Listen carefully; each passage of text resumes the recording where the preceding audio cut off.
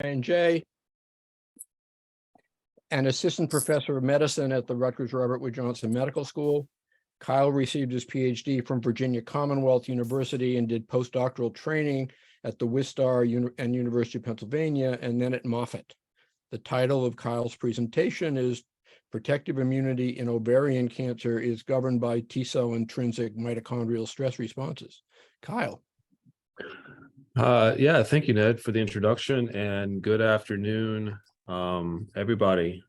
So the focus of my work really is to understand the immunobiology of ovarian cancer, with our approach being to facilitate the rescue of anti-tumor immunity to better protect these women as we implement new therapeutic approaches.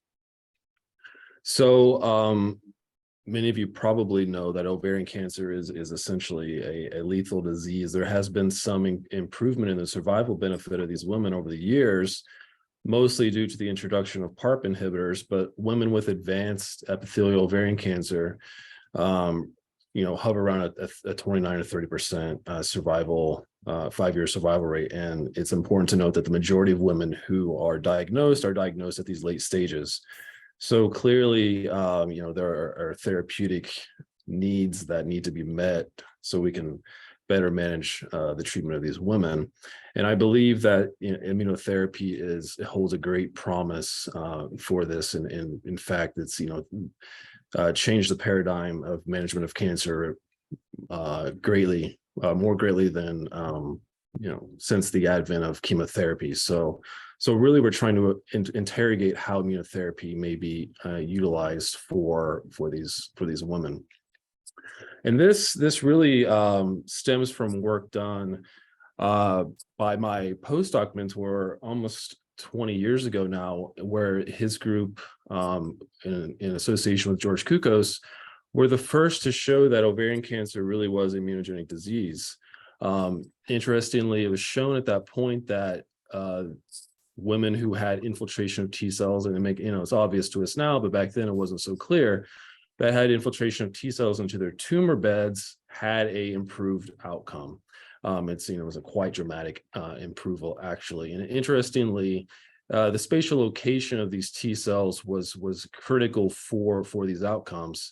T cells that infiltrated intraepithelial tumor islets essentially protected these women, whereas those T cells that infiltrated stroma had no protective benefit. And over the years, we've learned that the T cells that infiltrate tumor islets actually possess the greatest antigen specificity against tumor antigens. So that's basically the rationale for thinking about how we can leverage immunotherapy for treatment modalities. And it's interesting to note, as a side note, that not only T cells are important. I know that we're a very T cell intrinsic field in cancer immunology at this point, but B cells have also been shown to be critical in regulating and protecting women as well. So that's also an active area of interest for cancer immunologists, specifically focused on ovarian cancer. So we know that ovarian cancer is immunogenic from these data and from data that I'm not discussing here. But the current class of immunotherapeutic agents has really had, disappointing results to further protect women who do have T cell infiltration into their tumor beds. As an example, checkpoint immunotherapy is, it's the hot topic now, and it's had quite a degree of success in the management of patients with lung cancer, for example. Or this is an example of a clinical trial from non-small cell lung cancer, actually. And blocking PD-1, which is a checkpoint molecule upregulated on T cells that when it's engaged with its ligand, PD-L1, is known to suppress T cells, essentially. So antibodies have been developed to block this interaction, and in lung cancer, utilizing Pembro, this has a clear survival benefit for these patients. However, in a similar trial in ovarian cancer, there is essentially no survival benefit. Actually, only around 10% of patients respond to this type of immunotherapy. And this is the same story for CTLA-4. It's a similar story utilizing cellular therapies as well. CAR T cell therapies and TCR engineered approaches have all generally led to poor responses in patients with ovarian cancer. So our central question is, how can we understand the immunobiology of ovarian cancer to improve these outcomes? So I have basically two objectives that I'm going to share with you all this afternoon. The first, I'm going to review some previous work that we've done very briefly, just understanding the role of a different class of checkpoint molecules. It's not necessarily related to metabolism, but I think it's critical to understand that the immunobiology of distinct tumors may be unique enough that we need to understand how checkpoints may be differentially expressed and how they may differentially regulate anti-tumor immunity.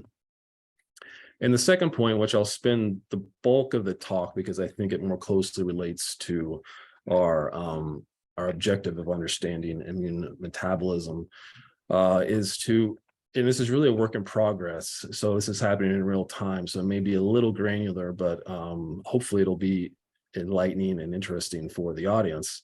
And that's the elucidation of this molecule that we're interested in. It has a really kind of horrible name, to be honest, UHR1BP1. So we're interrogating this molecule and how in trying to understand basically its biology and how it may regulate T cell activity in ovarian cancer specifically.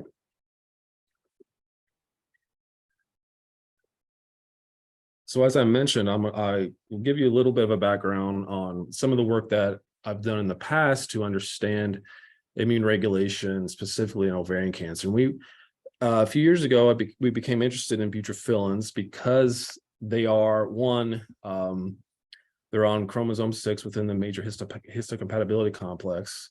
They have a large degree of structural homology to other known immunosuppressive molecules such as PD-L1, and they are also within the B7 family of co-inhibitory and co-stimulatory molecules.